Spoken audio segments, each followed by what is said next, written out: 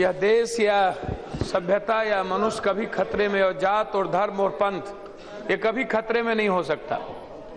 राजनीतिक व्यक्ति की सत्ता और वोट जब खतरे में पड़ती है तो ये देश को भी, जात को भी, धर्म को भी, पंथ को भी खतरे में डाल देती है। ये मैं बहुत ही विनम्रता के साथ कहूंगा, पानी के बगैर मछली नहीं रह सकता, उसी तरह अध्यात्म और हाई मोरल आदर्श के बगैर किसी व्यक्ति का निर्माण नहीं हो सकता। मानवर यहाँ गृह मंत्री जी हैं। इसी देश में अब्दुल कलाम साहब, जिसके पास मिश्रण था गीता का, कुरान का, बाइबिल का, तो उन्होंने मानव सभ्यता के लिए और राष्ट्र निर्माण के लिए अपने जीवन को निछावर किया। और पाकिस्तान में अब्दुल कादिर थे, जिसके पास ना तो अध्यात्म था न तो मानव सभ्यता थी, तो उसने अपने ही बनाए हुए परमाणु ऊर्जा को दुनिया में बेच दिया। तो यही तो है मुल्क। यदि जब तक मानव का निर्माण नहीं होगा, हम जितना भी बात कर लें, हम यहाँ गाली देने के लिए नहीं आए हैं।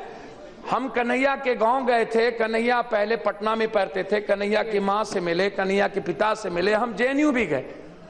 हम बेमुला जी के सवाल को लेकर के हम इस पर अभी सिर्फ इतना कहना चाहेंगे। नरेंद्र मोदी जी के बारे में अभी बता रहे थे, निश्चित रूप से देशों विदेशों में बड़ी चर्चा है और नरेंद्र मोदी जी की तारीफ होती है। लेकिन इस गिरफ्तारी पर गृह मंत्री जी कोलंबिया, येल, हार्वर्ड, कैम्ब्रिज जैसे 455 एकेडमिशियनों ने जेएनयू विश्वविद्यालय के भीतर आलोचनात्मक सोच, लोकतांत्रिक असहमति, छात्र सक्रियता की राजनीति, मानवता की बहुलता के गले लगाने वाली सोच के साथ उन्होंने खड़ी हुई है और उन्होंने आलोचना की इस तरह की घटना की।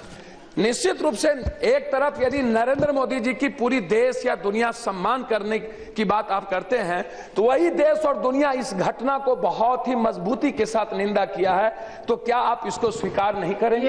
हो गया। मेरा सिर्फ इतना कहना है कि 100%, मैडम हम खत्म कर लेंगे, 100% टॉलरेंस और बगैर अहंकार के क्षय के बगैर इतिहास है। शोषण शिव, राम, कृष्ण या जिनका भी, बाबा साहब अंबेडकर की बात होती है, राम की सबसे ज्यादा आलोचना बाबा साहब अंबेडकर, मैं पॉइंट पर खत्म करता हूं मैडम, आलोचना उन्होंने की।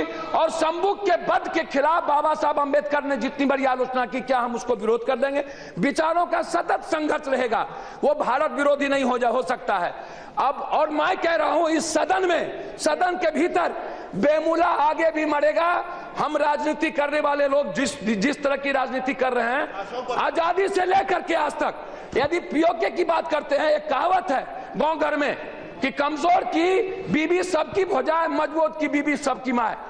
पाकिस्तान की बात, नेपाल, चाइना, पीओके की बात करते हैं, तो मैं आग्रह करूंगा वेंकैया नायडू साहब से, पूरा सदन आपके साथ है। आप पाकिस्तान के पीओके पर हमला कीजिए और भारत में चीन ने जो भारत को छीना है उस पर हमला कीजिए और भारत की सरजमीन को आप लीजिए। आपको कोई नहीं रोकता है आपके इस हमले को, पूरी ताकत देंगे। लेकिन 1 मिनट केवल बैठिए, हो गया। धन्यवाद अध्यक्ष महोदय। अध्यक्ष महोदय, जहाँ मेरा आग्रह है कि कन्हैया के प्रकरण पर मेरा सिर्फ इतना कहना है कि कन्हैया के प्रकरण पर पूरी जांच गृह मंत्री जी कराई जाए।